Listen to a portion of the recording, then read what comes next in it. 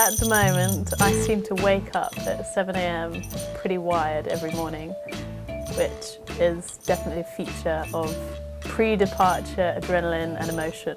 There has been quite a lot of preparation to do by way of packing all the food up, testing things, getting out rowing and things, putting things away, tinkering with this and that, etc. And then training body as well, getting my body kind of into the rowing zone, out of the biking zone, and trying to sort out all the damage that I've created along the way in my various joints and muscles, etc.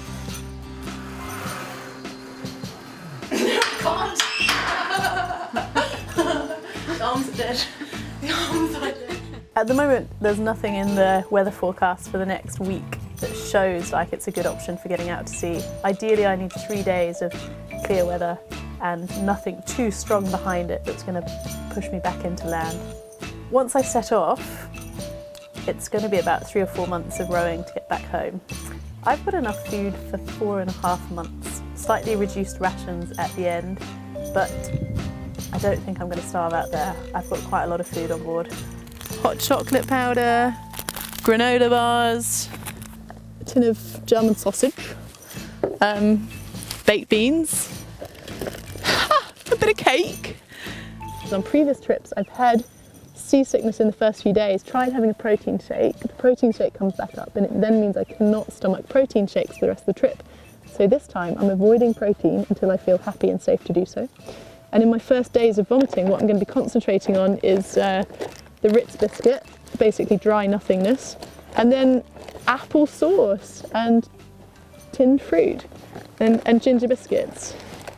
It's actually not a bad diet really, is it? But ginger's supposed to be good for seasickness, and it's stuff that doesn't bother you when it comes back up, because I'm going to paint that deck with vomit.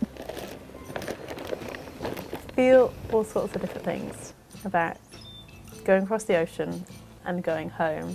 To think about going home is really special because I've been away a long time. I've missed a lot of stuff in my family and friends' lives, and I'm so up for being a part of that again in real life, not just virtually now. Going home to Lucy, you know, my life has changed hugely since meeting her. So I'm excited to be home for all of those things and to be with Lucy again, but I'm also very mindful that the ocean is a big place. The North Atlantic Ocean is a rough place, and there's no guarantees about what sort of ride I'm going to have out there. Thinking back to the tropical storm in the Pacific in 2012, those were the scariest days of my life. All that trauma and adrenaline and crazy stuff is still in me. It's always going to be in me, and I hope that I don't have to go through that again out at sea on this row. If it's conditions where I need to be strapped in most of the time, but from time to time I'm going to risk peeing, then I can pee into this bottle. It's a big extendable bottle. I can lie down and pee into this, and it's only gone wrong a couple of times.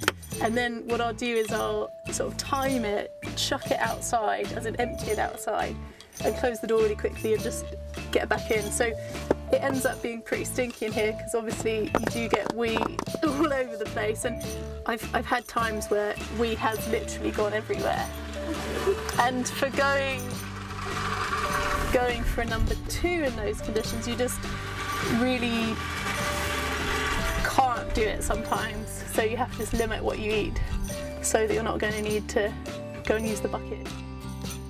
It's very hard to find a little boat out at sea. I've got a satellite phone system, and I've also got an emergency beacon which I can fire off if it was to be a life-threatening situation where I was in immediate and grave danger. Then that tells my team at home that Sarah needs picking up. Everything that's happened to get to this point is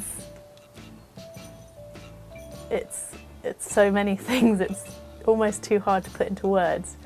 The stories and adventures that have happened along the way, and all the people that I've met, and the way that so many people have helped make it happen, have believed in my journey, and the whole experience has just been humbling and brilliant and beautiful. It's been such a cool chapter of my life. And it's not even over yet.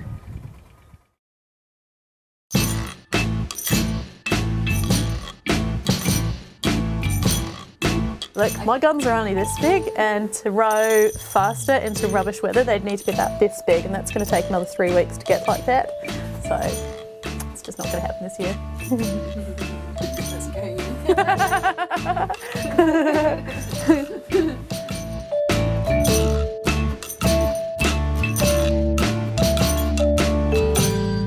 I do name the fish, yes. Do you think I'm sad because I talk to fish?